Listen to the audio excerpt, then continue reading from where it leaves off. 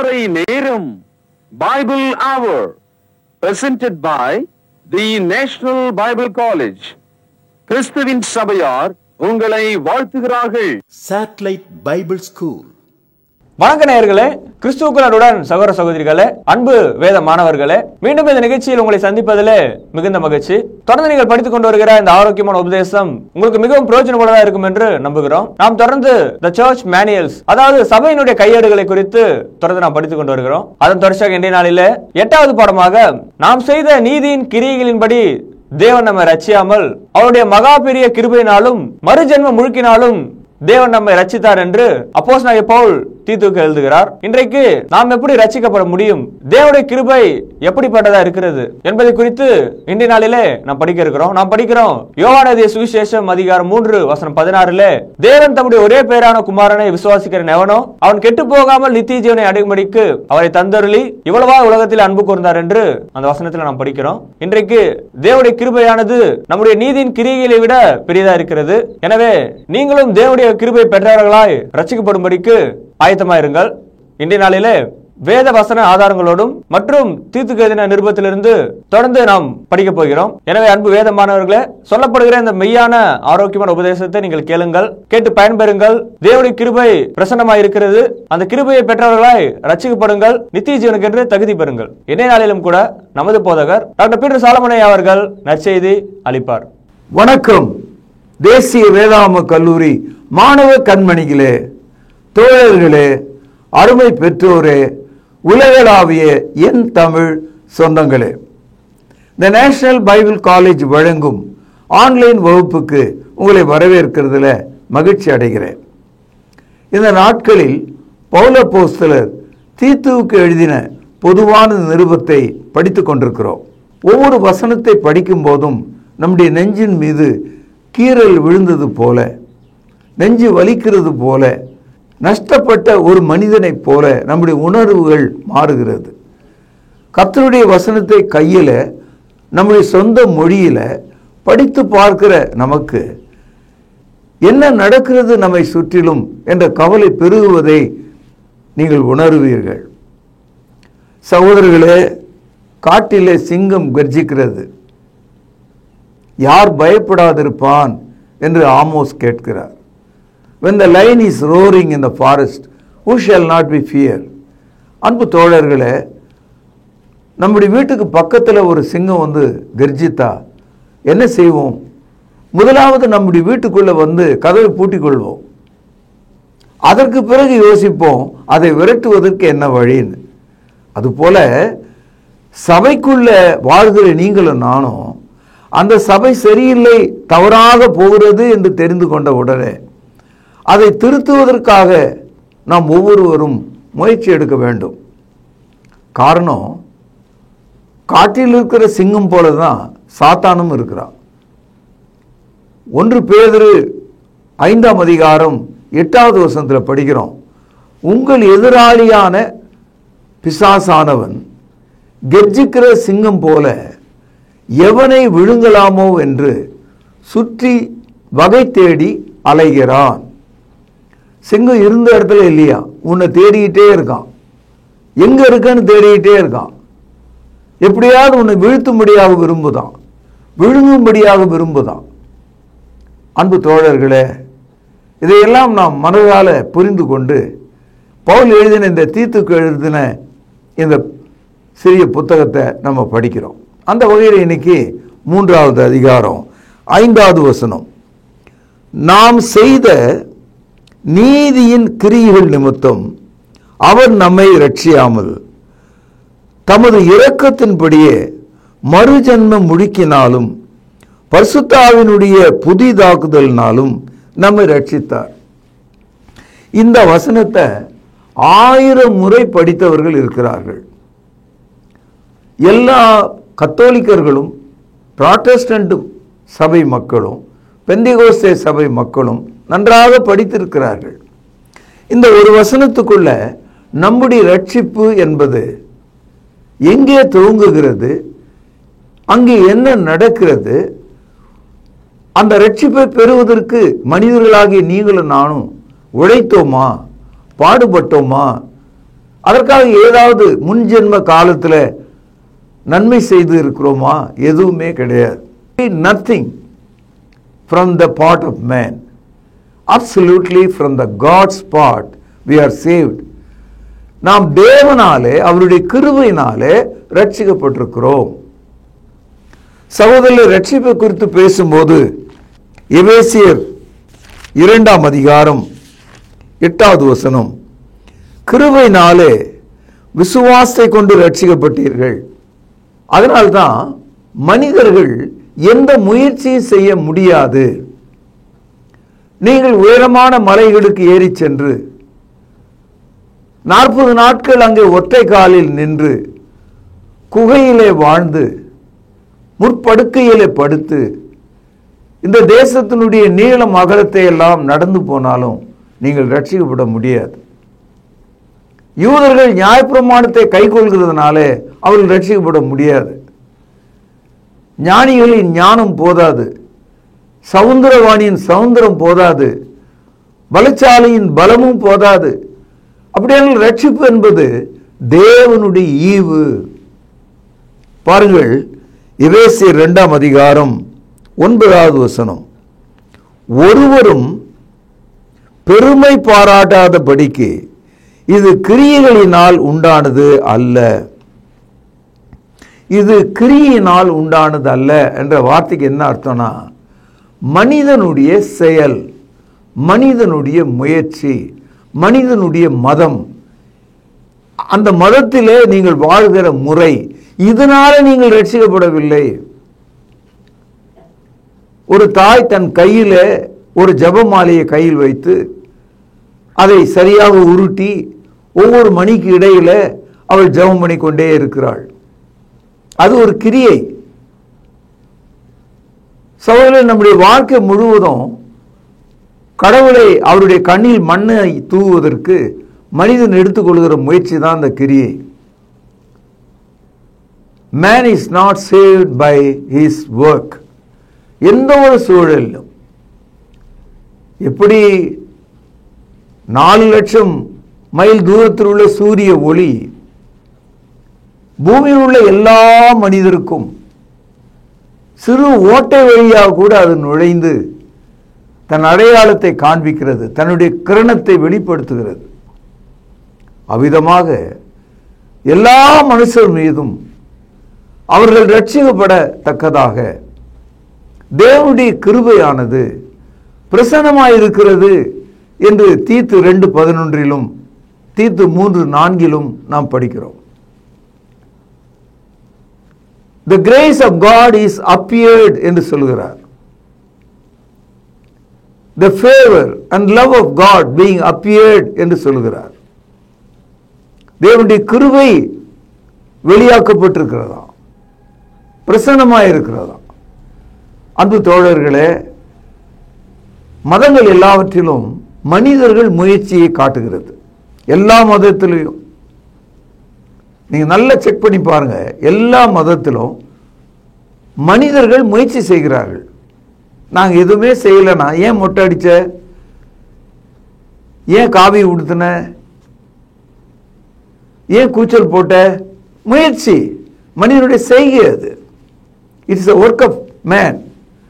ஆனால் ஒரு மனிதனை ரட்சிப்பது தேவனுடைய கிருபை. ஒரு மனிதனும் பெருமை பாராட்டாதபடிக்கு,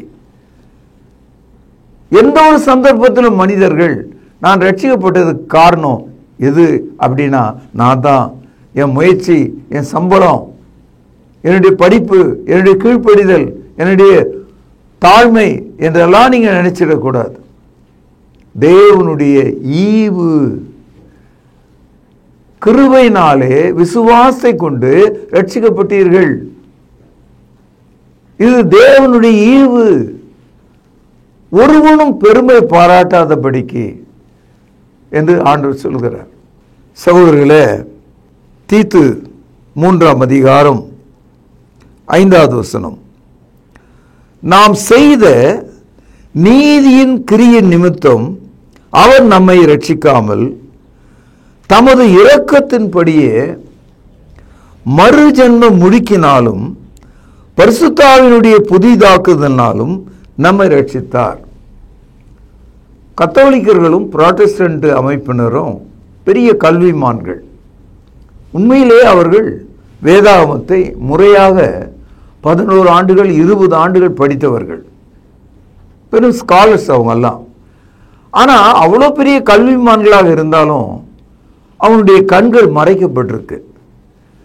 தேவனுடைய வசனத்தை புரிந்து கொள்ள அவர்களால் முடியல. அதுக்கு காரணம் மனுஷருடைய பாரம்பரியம் அவங்களுடைய மனதுக்குள்ளே இருக்கிறது. இந்நாள் வரைக்கும் கத்தோலிக்கர்கள் பாவமறியாத பிறந்த புதிய குழந்தையை அதன் நெற்றின் மீது சிறிய தண்ணீரை வார்த்து அதை கிரேக்க மொழியில கியோ என்று சொல்கிறார்கள். அதை போல புராட்டஸ்டன்ட் சபை மக்கள் புதிதாய் பிறந்த பாவமற்ற குழந்தையை கொண்டு வந்து அதன் தலையை சிறிது தண்ணீரை தெளித்து அதை கிரேக்க மொழியில ரான்டிசோ என்று சொல்கிறார்கள். இந்த போதனை எங்கிருந்து வந்தது? அந்த குழந்தைக்கு என்ன நடக்கிறது என்று தெரியுமா? அந்த குழந்தை பாவியாக இருக்கிறதா? யாருடைய பாவத்துக்கு யாரை பாவியாக நீங்கள் மாற்றுகிறீர்கள்? பெற்றோரின் பாவத்துக்கு பிள்ளையை பாவியாக மாற்றுகிறீர்களா? பாவம் செய்கிற ஆத்மா தானே சாகும் என்று எசேக்கியேல் 18ஆம் அதிகாரம் 4வது வசனத்தில் படிக்கிறோம். தகப்பன் திராட்சைக்காயை கடித்தால் அவனுடைய வாய் புளிக்கும், மகனுடைய வாய் புளிக்காது. மகன் திராட்சைக்காயை கடித்தால் தகப்பனுடைய வாய் புளிக்காது. ஏன் இது உங்களுக்கு விளங்கவில்லை என்று எசேக்கியேல் தீர்க்கதரிசி அன்றைய இஸ்ரவேலரை பார்த்து கேட்டார். கல்விமான்களுக்கு இந்த சத்தியம் விளங்கலையே. பாருங்கள் சகோதரர்களே, தேவன் நம்மை ரட்சிக்கிறாரே, அந்த ரட்சிப்பை நாம் பெறுவதற்கு, வாங்கிக் கொள்வதற்கு நாம் ஒன்றை செய்ய வேண்டும். நாம் அதை செய்வதனால அதை கிரியை என்று நீங்கள் எண்ணிவிடக்கூடாது. உதாரணமாக வீட்டுக்கு உள்ளே இருந்து ஒரு தாய் உணவு கொடுக்குறாங்க. வெளியே இருந்து ஒரு பிச்சைக்காரர் தன் கையை நீட்டி அதை வாங்கி கொள்கிறார். அவர்கள் கொடுத்தார்கள், இவர்கள் வாங்கி கொண்டார்கள். காரணம், கொடுக்கிறவர்கள் கொடுத்தாலும் வாங்குற ஆளு தன் கையை நீட்டலாம் அது கிடைக்காது. தன் கையை நீட்டினதை கிரியை என்று நாம் சொல்றதில்லை. அது நம்முடைய இயல்பு என்று நாம் சொல்லுகிறோம். மனிதராகிய நம்முடைய இயல்பு அது. அதை ஒரு கிரியைன்னு சொல்ல முடியாது. கையை தேவன் அதுக்கு தான் வச்சிருக்கார். சில பேர் என்கிட்ட கேட்குறாங்க, ஞானஸ்தானம் கூட ஒரு கிரியை தானே? ஞானஸ்தானம் கிரியை கிடையாது, அது நீங்களாக செய்கிற ஒரு செயல், அவ்வளவுதான். ஞானஸ்தானத்தில் நான் தண்ணிக்குள்ள முழுகினதுனால தானே தேவன் என்னை ரட்சித்தார்? இல்லை, நீ தண்ணிக்குள்ள முழுகினதுனால உன்னை ரட்சிக்க வேண்டிய அவசியம் தேவனுக்கு இல்லை. ஆனால் தண்ணிக்குள்ள முழுக வேண்டும் என்பது தேவனுடைய பிரியமாக இருக்கிறது, அது அவருடைய சித்தமாக இருக்கிறது. ஆனால் தண்ணிக்குள்ள முழுகின ஆள் அத்தனை பேரும் ரட்சிக்கப்பட்டானா? இல்லை. அத்தனை பேருக்கும் பரிசுத்த ஆவி கிடைச்சதானா? இல்லை. அதனால ஞானஸ்தானத்தை கிரியை என்ற டிமாண்டுக்குள்ள நீங்க கொண்டு வர முடியாது. அது உங்களுடைய வாழ்க்கை முறை, அவ்வளவுதான். அப்போஸ்தலர் நமக்கு காண்பித்த ஒரு முறை. தண்ணீரை எடுத்து குடிக்கிறோம், அதை கிரியைன்னு சொல்லுவீங்களா? அது இயல்பு. பசித்தால் சாப்பிடுகிறோம், அது இயல்பு. இயல்பான காரியத்தை நம்ம கிரியைன்னு சொல்ல முடியாது. மத ரீதியாக செய்தாதான் அது கிரியை. பாருங்கள் சகோதரர்களே, 5வது வசனத்தில் மறு ஜென்ம முழுக்கு என்ற ஒரு வார்த்தை இங்கே பார்க்கிறீங்க. ஜென்மம் என்றால் உடல். மறு ஜென்மம் அப்படின்னா இப்பொழுது இருக்கிற உடல் இன்னொரு உடலாக மாறுவதற்கு மறு ஜென்ம முழுக்கு. முழுக்குன்னா முழுகிறதுன்னு அர்த்தம். தண்ணியில் நாம் முழுகிறோம். தண்ணியில் முழுகுனா கிறிஸ்துவனுடைய மாதிரியை நம்ம காண்பிக்கிறோம். தண்ணியில் முழுகுனா இயேசு கிறிஸ்து சிலுவையில் மரித்து கல்லறையில் அடக்கம் பண்ணப்பட்டார் இல்லையா, அந்த காட்சியை நம்ம காண்பிக்கிறோம். பாவத்துக்காக மனம் திரும்பின மனிதன் கிறிஸ்துவுடனே கூட அடக்கம் பண்ணப்படுகிறான். அதை தான் முழுக்கு என்று சொல்லுகிறார். மறு ஜென்மம் முழுக்கினால், பாவ மன்னிப்புக்குரிய ஞானஸ்தானத்தை பெறும்போது தேவன் ஆவியை நமக்கு தருகிறார். மறு ஜென்மம் முழுக்கினாலும் பரிசுத்த ஆவியினுடைய புதிதாக்குதலினாலும் நம்மை ரட்சித்தார். சகோதரர்களே, இதற்கான சில வசனங்களை நான் உங்களுக்கு வாசிக்கிறேன்.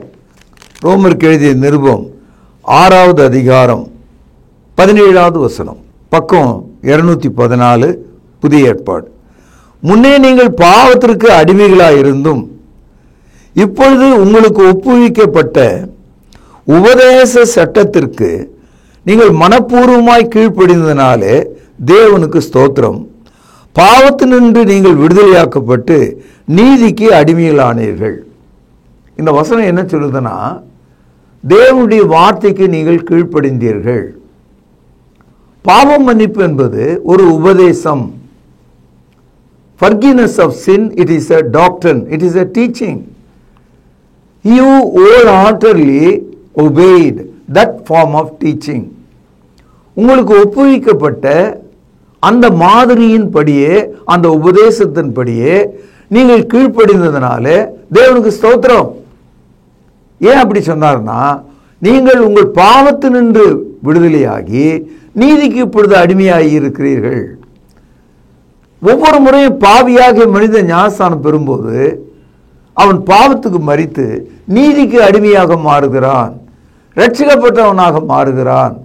இந்த உபதேச சட்டத்துக்கு நீங்கள் கீழ்ப்படிந்தீர்கள் என்று சொல்கிறார். தீத்து 3 நம்ம அதுதான் பார்த்தோம். மறு ஜென்மம் முழுக்கினாலும் பரிசுத்தாவினுடைய ஈவினாலும் அவர் நம்மை ரட்சித்தார். இப்பொழுது ரோமர் 6வது அதிகாரம் 3 முதல் சில வசனங்கள், புதிய ஏற்பாட்டில் 213வது பக்கம். கிறிஸ்து இயேசுவுக்குள்ளாக ஞானஸ்தானம் பெற்ற, கவனிங்க, நாம் அனைவரும், அன்னைக்கு 1வது நூற்றாண்டு 33வது வருஷம் எருசலேம் நகரத்தில் 3000 பேர் ஞானஸ்தானம் பெற்றாங்க. அப்போஸ்தலர் நடபடிகள் 2ஆம் அதிகாரம் 41வது வசனம். அந்த ஆள் தொடங்கி இன்னிய தேதி வரைக்கும் நாம் அனைவரும், யார் வேணாலும், கிறிஸ்து இயேசுக்குள்ளாக ஞானஸ்தானம் பெற்ற நாம் அனைவரும் அவருடைய மரணத்துக்குள்ளாக ஞானஸ்தானம் பெற்றதை அறியாமல் இருக்கிறீர்களா? அப்படினால் ஞானஸ்தானம் என்பது இயேசுடைய மரணத்தில் இருக்கிறது. அடுத்து பாருங்க, மேலும் பிதாவின் மகிமையினாலே கிறிஸ்து மரித்தோரிலிருந்து எழுப்பப்பட்டது போல நாமும் புதிதான ஜீவனுள்ளவர்களாய் நடந்து கொள்ளும்படிக்கு அவருடைய மரணத்துக்குள்ளாகும் ஞானஸ்தானத்தினாலே கிறிஸ்துவுடனே கூட அடக்கம் பண்ணப்பட்டோம். ஞானஸ்தானத்திலே கிறிஸ்துவனுடைய மரணத்தை நாம் பார்க்கிறோம். ஞானஸ்தானத்தில் கிறிஸ்துவனுடைய அடக்கத்தை நாம் காண்பிக்கிறோம். விளங்குச்சா? புரிந்ததா? இதை மற்றவர்களுக்கு சொல்வீர்களா? உங்கள் திருச்சபையை ஆதரிப்பீர்களா? அவர்களிடத்தில் இதை சேர்ப்பீர்களா என்று எண்ணி பாருங்கள் வேதமானவர்களே. இப்பொழுது 5வது வசனம், ஆதலால் அவருடைய மரணத்தின் சாயலில், அதாவது அவர் எப்படி மரித்தாரோ அது போலவே நீங்கள் நடந்து கொண்டால், அவருடைய மரணத்தின் சாயலில் நாம் இணைக்கப்பட்டவர்களானால் அவர் உயிர்த்தெழுதல் சாயலிலும் இணைக்கப்பட்டிருப்போம். இணைத்தல்னா என்ன அர்த்தம்? கட்டி பிடித்துக் கொள்ளுதல். பாருங்க, ஒரு ஆள் கிணத்துல விழுந்துட்டான், உயிருக்கு போராடுறான். நீச்சல் தெரிந்த ஒருவன் கீழே போய், தண்ணியின் கீழே போய் அவனை இறுக பற்றி கொண்டு அவர்கள் கரை ஏறுவதை நம்ம பார்க்கிறோம். இப்போ நீச்சல் தெரியாதவன், நீச்சல் தெரிந்தவன், சாகும் தருவாயில் இருக்கிறவன், உயிருள்ள தருவாயில் இருக்கிறவன், அவர்கள் இருவரும் இணைக்கப்பட்டிருக்காங்க. உடலை ஒருவர் பற்றி கொண்டாங்க. they were joined together. ஞானஸ்தானத்தில் அதான் நடக்குது. இயேசு கிறிஸ்துவினுடைய உயிர்த்தெழுதலோடு நீங்கள் இணைக்கப்பட்டு விடுகிறீர்கள். இவ்வளவு விஷயமும் தீத்து 3ஆம் அதிகாரம் 5வது வசனத்தில் பார்க்கிறோம். மறு ஜென்ம முழுக்கினாலும். சகோதரி, ஞானஸ்தானத்தை முழுகுதல், இந்த முழுகுதல் என்ற வார்த்தையை தான் கிரேக்க மொழியில பேப்டிஸ்மா, இந்த பேப்டிஸ்மா என்ற வார்த்தையை தான் ஆங்கிலத்தில் எழுதும்போது பேப்டிசம். இப்ப நம்ம எல்லாரும் பேப்டிசம் பேப்டிசம் பேசுறது கிரேக்க வார்த்தை. தெலுங்குல இதை எப்படி சொல்றாங்கன்னா பாப்திஸ்மு அப்படின்னு சொல்லிடுறாங்க. பாப்திஸ்மா அப்படின்னா என்ன அர்த்தம்னா முழுகுதல். எதுல முழுகிறோம்? தண்ணியில முழுகிறோம். ஆனா தண்ணியில ஏன் முழுகிறோம்? இயேசுவினுடைய மரணத்தில் இணைக்கப்படுவதற்காக. ஏன் முழுகிறோம்? இயேசுனுடைய உயிர்த்தெழுதலை இணைக்கப்படுவதற்காக. அப்படி நாம் செய்தால் வாக்களிக்கப்பட்ட பரிசுத்த ஆவியை நாம் பெற்றுக்கொள்கிறோம், பாவ மன்னிப்பை பெற்றுக்கொள்கிறோம். அப்போஸ்தலர் நடபடிகள் 2வது அதிகாரம் 38வது வசனம், பக்கம் 163, புதிய ஏற்பாடு. பேதுரு அவர்களை நோக்கி, நீங்கள் மனம் திரும்பி ஒவ்வொருவரும், வீட்டுக்கு ஒரு ஆள் இல்லை, every individual, every single person, ஒவ்வொருவரும் பாவ மன்னிப்புக்கென்று இயேசு கிறிஸ்துவின் நாமத்தில் அல்லது இயேசு கிறிஸ்துவனுடைய அதிகாரத்தில் ஞானஸ்தானம் பெற்றுக்கொள்ளுங்கள். இந்த ஞானஸ்தானம் என்ற அந்த சொல்லத்தான் திருமுழுக்கு, மறு ஜென்மம் என்றெல்லாம் நாம் பின்னால் படிக்கிறோம். ஞானஸ்தானம் பெற்றுக்கொள்ளுங்கள், அப்பொழுது பரிசுத்த ஆவியின் வரத்தையும் பெறுவீர்கள். ஆக பாவம் மன்னிப்பும் பரிசுத்த ஆவியும் மறுஜென்ம முழுக்கினாலே நம் ஒவ்வொருவருக்கும் உண்டாகிறது. இப்படி பாவம் மன்னிப்பும் பரிசுத்த ஆவியும் கிடைக்கிறது நம்முடைய கிரியையா, நம்முடைய செயலா, நம்முடைய உழைப்பா, நம்முடைய சம்பாதியமா, அல்லது முன்னோர் நமக்கு சேர்த்து வைத்து கொடுத்த நன்மையா? எதுவுமே இல்லை. அவருடைய கிருபை. It is the grace of God. அது அவருடைய தயவு. நாம் ரட்சிக்கப்பட்டிருக்கிறோம். தீத்து 2ஆம் அதிகாரம் 11வது வசனம், ஏனெனில் எல்லா மனுஷருக்கும் ரட்சிப்பை அளிக்கத்தக்க தேவ கிருபையானது பிரசன்னமாயிருக்கிறது. எல்லா மனுஷனுக்கும். யாரெல்லாம் இந்த சூரிய ஒளியை பார்க்குறீங்களோ, உங்களுக்கு இவ்வளோ பெரிய பரிசு நான் கொடுக்குறேன் அப்படின்னு சொன்னால் எல்லாரும் அந்த சூரிய ஒளியை பார்ப்பாங்க இல்லையா? யாரெல்லாம் அந்த சூரிய ஒளியை பார்க்குறீங்களோ, உங்களுக்கு உயிர் பிச்சை தருகிறேன் நான் எல்லாரும் பார்ப்பாங்க இல்லையா? தேவனுடைய கிருபை ஒளியாக பிரசன்னமாக இருக்கிறதாம். எங்கே? சிலுவையில். இயேசுனுடைய மரணம், தேவகுமாரனுடைய மரணம் நம்மை ரட்சிக்கும் பிரசன்னமாக இருக்கிறதா, நம்மை ஊடுருவி செல்லும் ரட்சிப்பாக இருக்கிறதா. ஆகவே ஏனெனில் எல்லா மனுஷருக்கும் ரட்சிப்பை அளிக்கத்தக்க தேவ கிருபையானது பிரசன்னமாயிருக்கிறது. தீத்து 3ஆம் அதிகாரம் 4வது வசனம், நம்முடைய இரட்சகராகிய தேவனுடைய தயை மனுஷன் மேல் உள்ள அன்பும் பிரசன்னமான போது. மறுபடியும் அந்த பிரசன்னம் என்ற வார்த்தையை நம்ம படிக்கிறோம். இங்கிலீஷில் அப்பியர்டு, சன்லைட் அப்பியர்டு, சூரிய ஒளி தெரிகிறது, நம் மீது பாய்கிறது. இங்க தேவனுடைய தயை அப்படின்னா ஆங்கிலத்தில் ஃபேவர், அன்பு ஆங்கிலத்தில் லவ். அதாவது தேவனுடைய தயவும் அவருடைய அன்பும் சிலுவையில் நமக்கு பிரசன்னமாயிருக்கிறது. இதை விசுவாசிக்கிற மனிதன் மறுஜென்ம முழுக்கினாலே நம்மை ரட்சிக்கிறார். இப்பொழுது தீத்து 3ஆம் அதிகாரம் 6வது வசனம், தமது கிருபையினாலே நாம் நீதிமான்களாக்கப்பட்டு நித்திய ஜீவனை உண்டாக்கும் என்ற நம்பிக்கையின்படியே சுதந்திரராகத்தக்கதாக அவர் தமது இரட்சகராகிய இயேசு கிறிஸ்துவின் மூலமாய் அதை பரிசுத்த ஆவியை நம்மேல் சம்பூர்ணமாய் பொழிந்தருளினார். நாம் தேவனுடைய பிள்ளைகளாக இருக்கும்போது நாம் வாழ்வதற்காக நம்முடைய வாழ்க்கை முழுவதும் பயன்படத்தக்கதாக தேவன் ஒரு ஈவை தந்திருக்கிறாராம். அதுதான் பரிசுத்த ஆவி. முழுமையாக தேவன் நம்மை நினைக்கிறார். உச்சந்தலை முதற்கொண்டு உள்ளங்கால் மட்டும் உள்ளும் புறமும் மேய்ச்சலை கண்டடையத்தக்கதாக God pours His Spirit upon you. This is a gift of God. இது தேவனுடைய ஈவு என்று படிக்கிறோம். சகோதரர்களே, மறு ஜென்ம முழுக்கு, இது மட்டும் அண்டர்லைன் பண்ணீங்க. ஏன் சபைகள் இதை மாற்றிவிட்டது? கத்தோலிக்கம் அதை எரிந்து விட்டது. புராட்டஸ்டன்ட் அதை ஒதுக்கிவிட்டது. பெந்தேகோஸ்தே மக்கள் ஞானஸ்நானம் எடுத்தாலும் சரி எடுக்கலனாலும் சரி பரிசுத்த ஆவியினை பெற்றுக்கொள் என்ற அளவுக்கு துணிகரத்தில் போயிட்டாங்களே. இப்படிப்பட்ட மாற்றங்களுக்கெல்லாம் யார் காரணம்? நிறைய பேர் என்கிட்ட ஒரு கருத்தை சொல்கிறாங்க, ஐயா நீங்கள் சொல்கிற இதெல்லாம் வசனம்லாம் சரிதான், ஆனால் இதெல்லாம் அவசியம் ஐயா, இயேசுவை விசுவாசித்தால் போதாதா? அப்படியா? இயேசுவை நன்றாக விசுவாசித்தார் மகாத்மா காந்தி, போதுமா? B.R. அம்பேத்கர் நன்றாக பைபிளை படித்து இயேசு விசுவாசித்தார், போதுமா? அவர்கள் முடிவில் என்ன அறிக்கை செய்தார்கள்?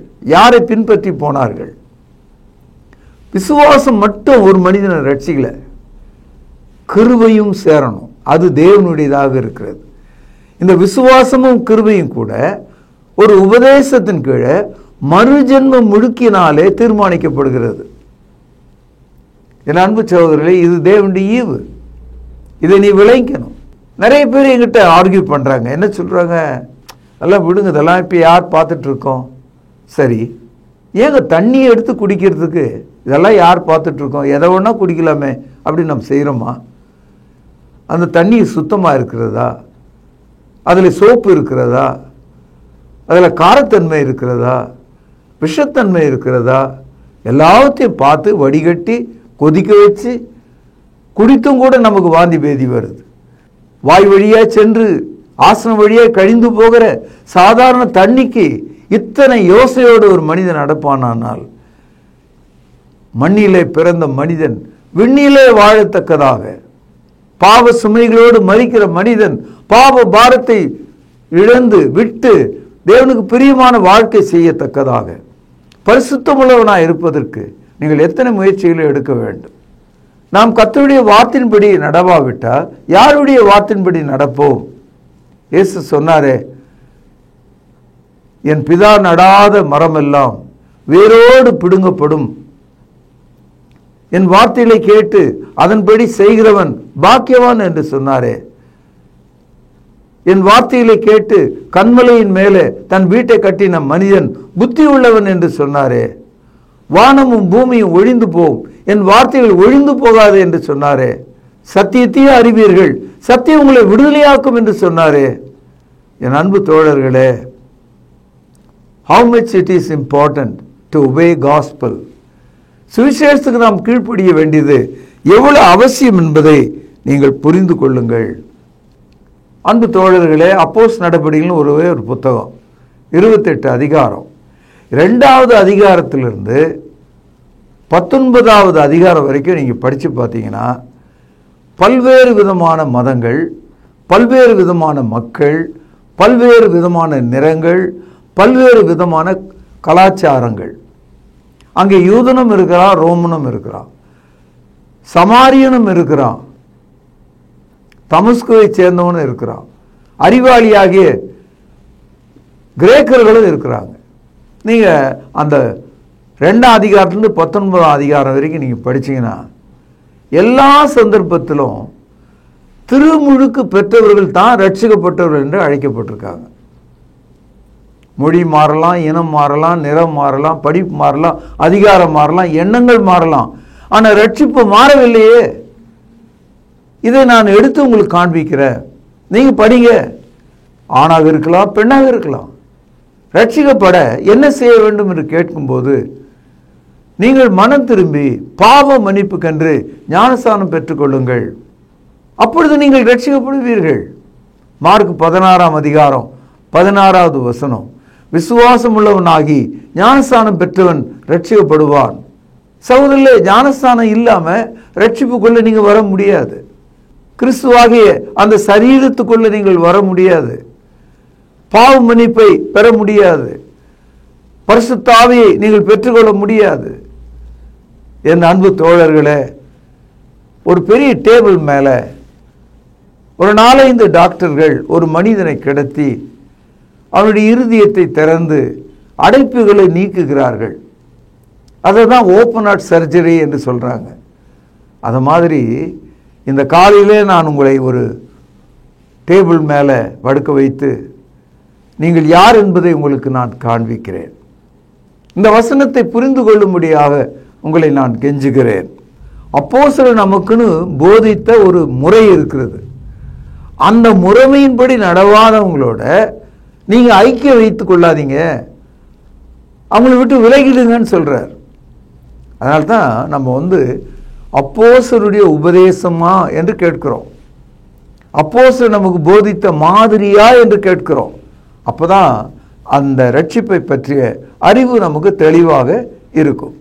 இதனுடைய தொடர்ச்சியை நாளை நாம் கவனிக்கலாம். பிரார்த்தனை செய்வோம். அன்பான தகப்பனே, ஏராளமாய் நாங்கள் கேட்ட ஜீவனுள்ள உமது வசனங்கள் எங்கள் இருதயங்களில் பதியவும், நினைவாற்றலை உண்டாக்கவும், மனம் திரும்புதலை தரவும் எங்களை ஆசீர்வதிக்க வேண்டும் என்று கேட்ட முதியோரை ஆசீர்வதியும், போதர்களை ஆசீர்வதியும், மாணவர்களை ஆசீர்வதியும். ஆண்டவர் இயேசு நிமித்தமே ஜெபம் கேளும் பிதாவே, ஆமென். அன்பானவர்களே, புதிய ஏற்பாட்டு தொழுகைக்கு திரும்புங்கள். இடம் YMCA வளாகம், ஹைகோர்ட் எதிரில், பிரதி ஞாயிறு காலை 11 மணி அளவில் அன்புடன் அழைக்கிறோம்.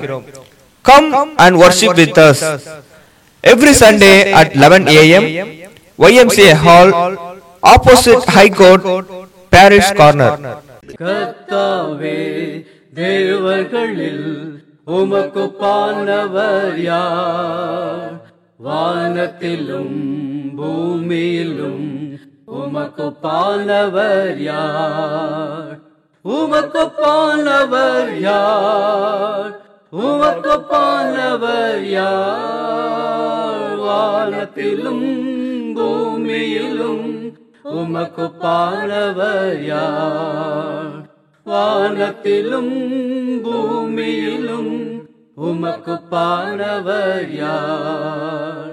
தொடர்பு கொள்ள வேண்டிய முகவரி: திருமறை நேரம், 58 சர்ச் தெரு, குமரன் நகர், சென்னை 6,82,000. தொலைபேசி எண் 0442550082.